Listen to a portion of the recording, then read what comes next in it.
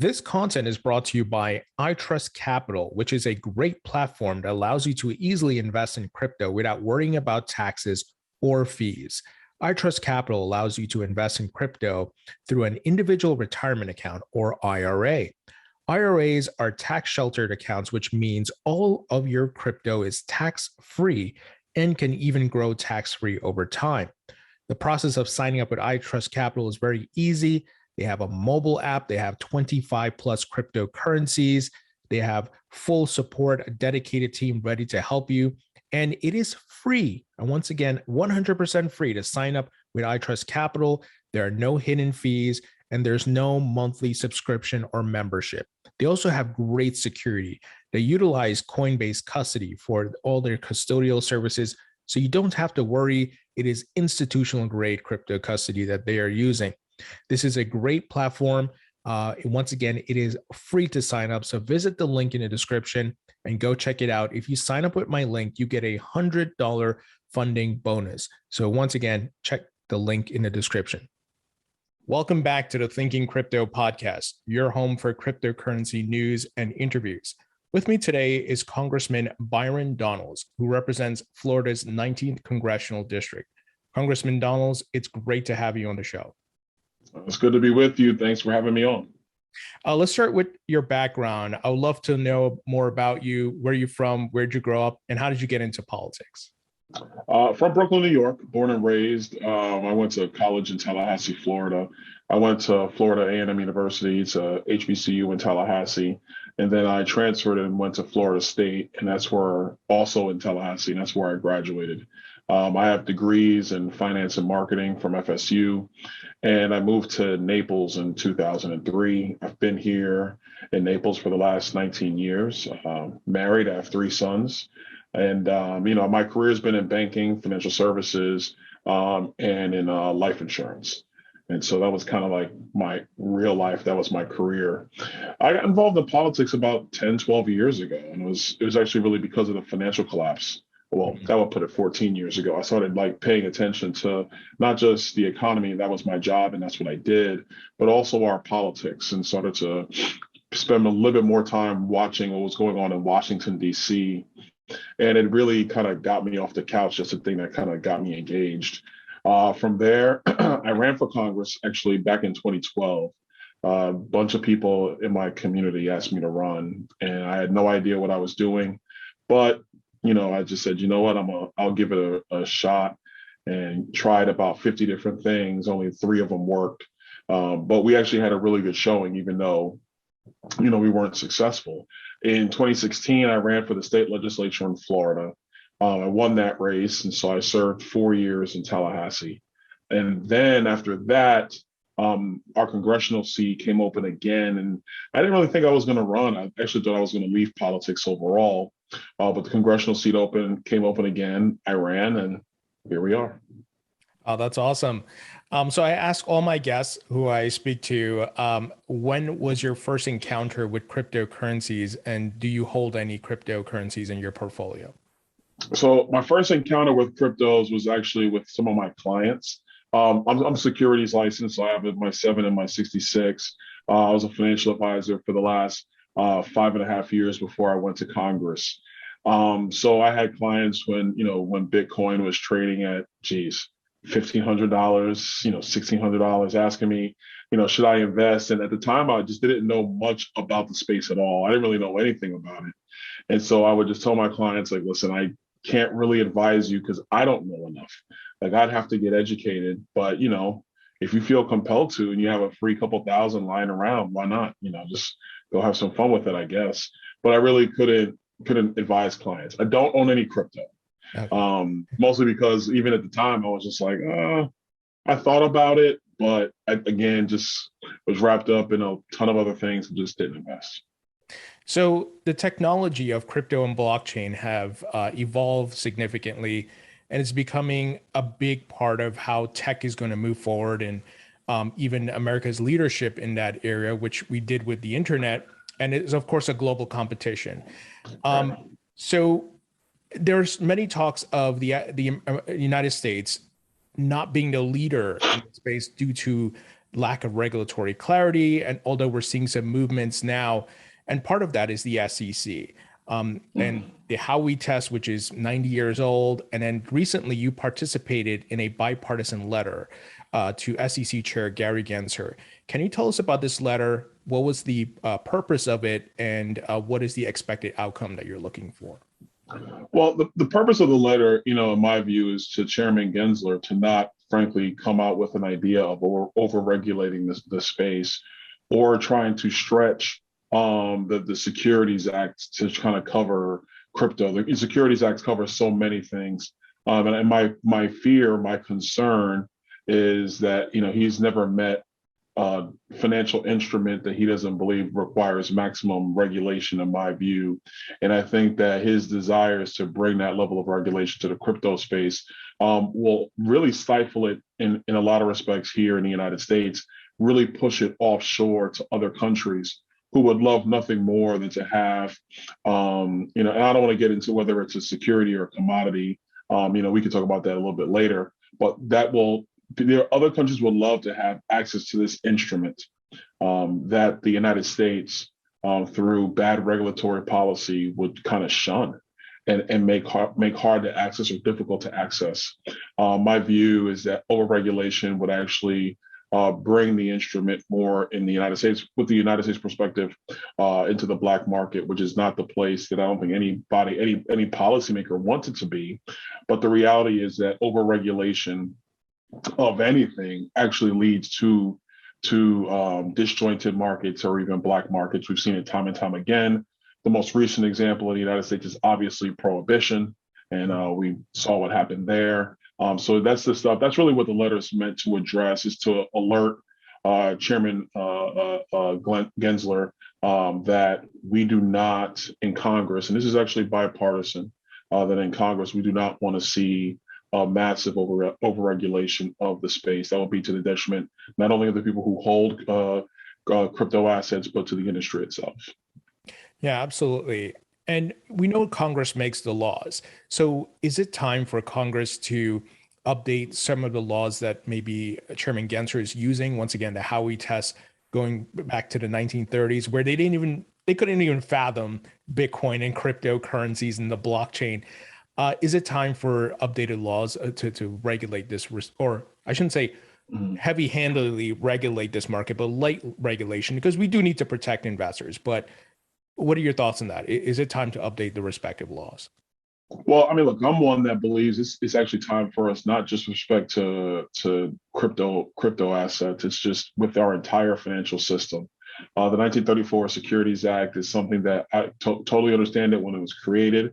I don't want to say update, because Washington has a weird way of updating in a negative way for industries.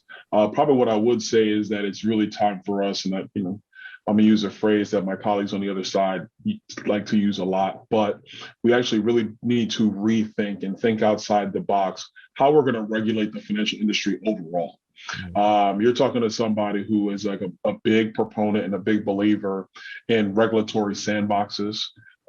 This is essentially the thought process where industries should be self-regulating organizations. You guys should regulate yourself, figure out what best practices are, and follow that. And of course, there'll be some consult, with the federal government, with the respective agency at the federal level. But the reality is that you execute that stuff on your own. You're not coming to Washington and frankly begging us to make some innocuous rule change, which would probably take 3 or 4 years, but you could have done it, by meeting with your colleagues and frankly your competition to figure out what's best for your industry. I think what the federal government should be concerned about is, and you touched on it, investor protections. And this is what I mean, investor protections. And again, I don't mean like a massive amount of compliance work, which is unfortunately how we do investor protections in the United States right now, which is to the detriment of financial markets, in my opinion. But I think what you do is you want to make sure that you're taking a fraud. Obviously, you still want to be concerned about money laundering and things of that nature, whether respect to terrorist organizations or drug cartels. But that's kind of where you want to keep the federal government's arm, if you will, is in those 2 areas. Other than that, I believe it's really the responsibility and should be the responsibility of industries to regulate themselves. For sure. What are your thoughts on President Biden's crypto executive order? It seemed to be a call to action for all the respective agencies and regulators to come together. Um, do you think it was a good respective executive order, and we're moving in the right direction here? Well, I mean, I'll tell you, I've got a chance to read the order. I'm a little concerned only from the perspective of, I'm just not I don't trust the agencies. That's me. I'm very skeptical of them. I think when they all get together in a room and decide this is the way they're going to roll, unless there's a lot of oversight from the public, from members of Congress, and frankly, from people in the industry kind of guiding those decisions and guiding those conversations, I typically am not optimistic about the outcome when you're dealing with bureaucrats and agency heads. Their view and their desire, in my opinion, is to maintain the agencies and to maintain the importance of the agencies. And I don't want to say that they only think about themselves. I just say that they think about themselves while at the same time thinking about the industries, as opposed to thinking about the industries and then figuring out what they need to do to A, support them, B, allow them to flourish, C, to take care of the things that the federal government should do. We discussed those in the previous question. And then D, try to limit themselves as much as possible. In my view, agencies don't think that way. And so the executive order in and of itself, I think it's a good thing for the federal agencies to begin thinking about cryptocurrencies and the blockchain and really get into the meat of this stuff. I think that we are woefully behind in the United States with thinking about it. But I'm always concerned when the agencies are just kind of working amongst themselves without oversight from Congress and from the American people. Yeah, for sure. And hopefully they're able to work with the folks in the industry and different associations. But I guess we'll have to wait and see how things play out there. Nevertheless, in the industry is growing, and we're seeing, for example, a lot of Bitcoin mining happening across the United States, specifically in Texas, which is creating a lot of jobs, generating a lot of revenue, and so forth. What are your thoughts? And I know out of Florida, we got Mayor Francis Suarez. He's been doing his part. Have you got a chance to talk to him, and as well as your thoughts on Bitcoin mining booming in the United States? So Mayor Suarez and I haven't had a chance to meet. I don't think we've ever met actually, but I'm well aware of what he's doing over in Miami. And I know that's a meeting that we're going to have soon and just kind of get caught up pretty quickly with, part of the Miami Renaissance when it comes to digital assets in particular.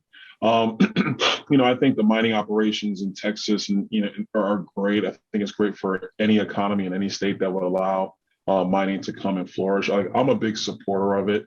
I know that the mining industry is starting to have, or the digital mining industry, as I should call it, is starting to have issues with some semblance of the environmentalists who are saying it's too energy intensive and you're creating a massive carbon footprint just to mine digital assets.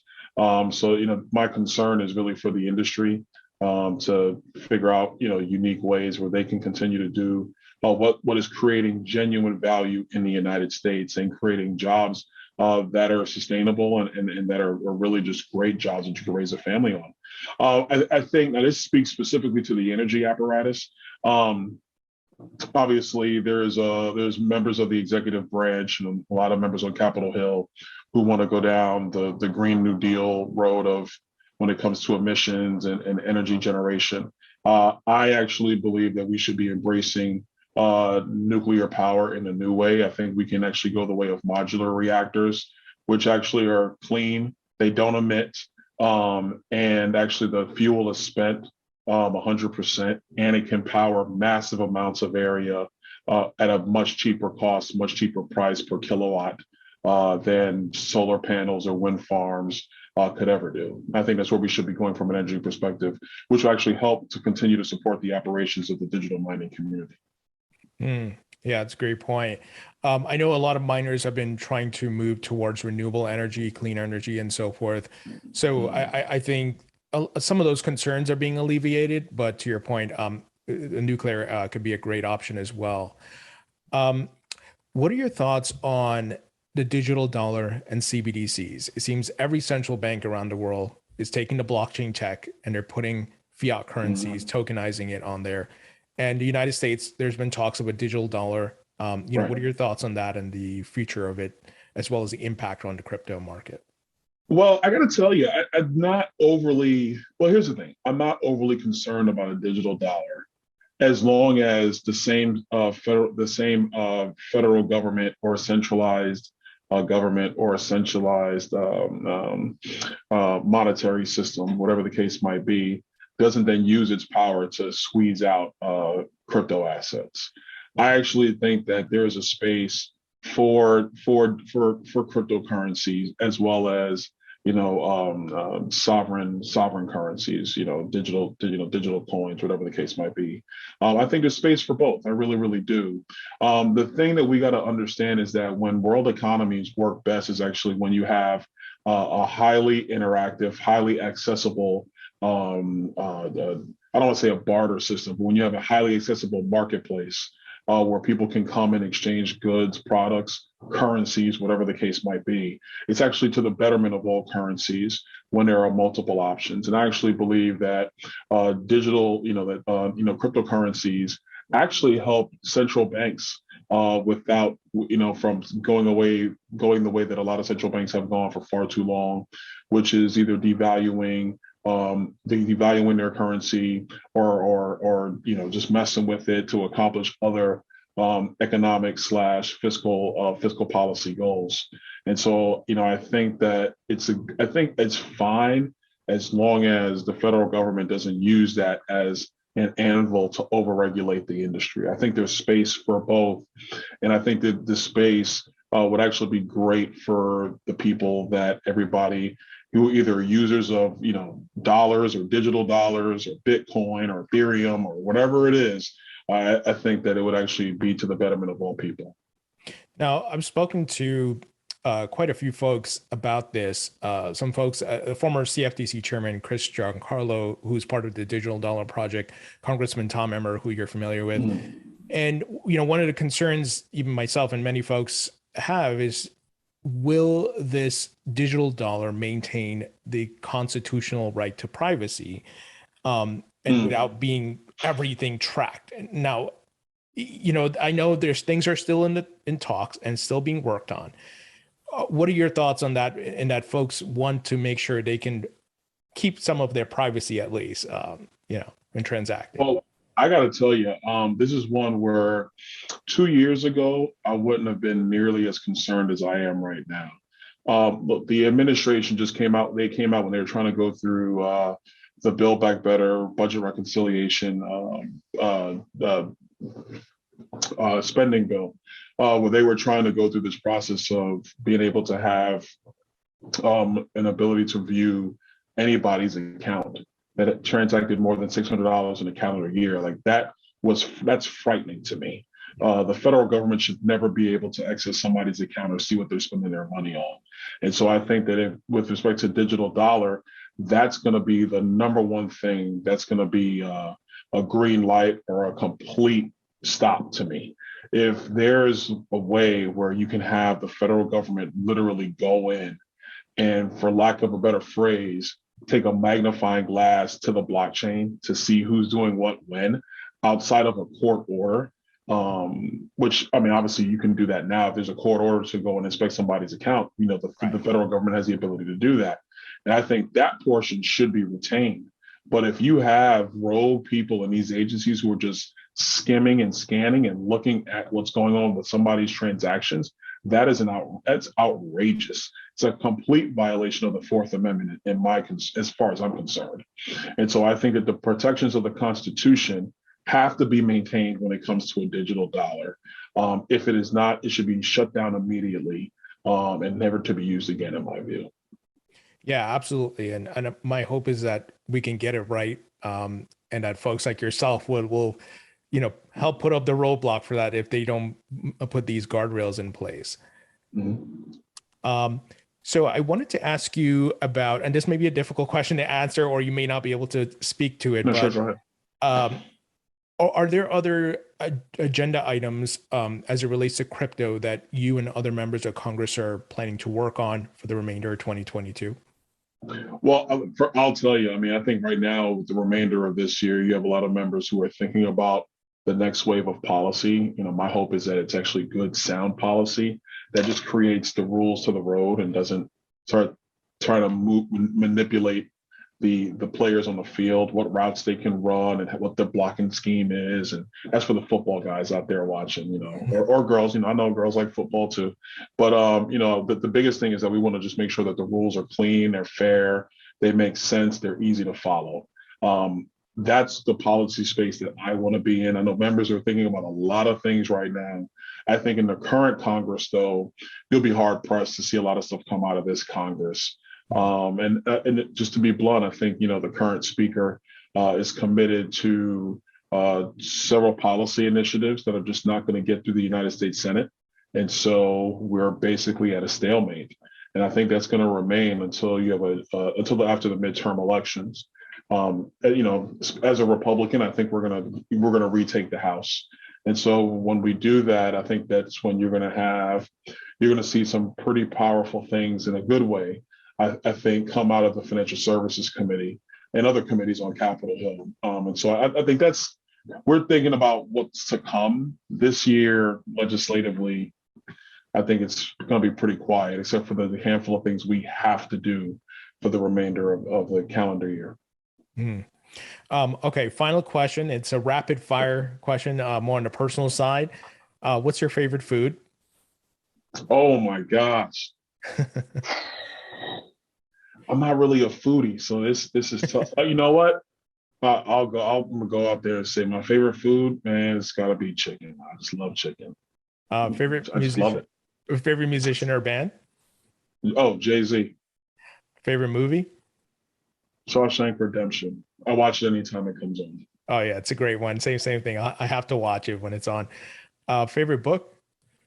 The Law by Frederick Bastiat. I read it 14 years ago. It's a primer on political philosophy and the purpose of law. It has nothing to do with Republican Democrat stuff. It's actually quite refreshing. I'll have to check that one out. And finally, what do you do for fun as a hobby or pastime? Oh man, I'm a movie guy. I work out a lot more because DC's crazy, and I'm a sports junkie. I love basketball, love football. That's what I do to unwind. Well, I'm a big basketball junkie. Who's your favorite team? We're struggling, man. I'm a Laker fan, and it's not going. Look, we won the title in the bubble, so I'm happy about that. But it's been a struggle this year, to say the least. Yeah, it's been very bad. Hopefully they can turn around next year. I know LeBron just got his scoring title, and well, not yet, but passed him. Yeah, he passed Karl Malone. Yeah, he passed Karl Malone. Awesome. Congressman Donald, it's great chatting with you. Thank you for joining me today. Anytime. Thanks for having me on.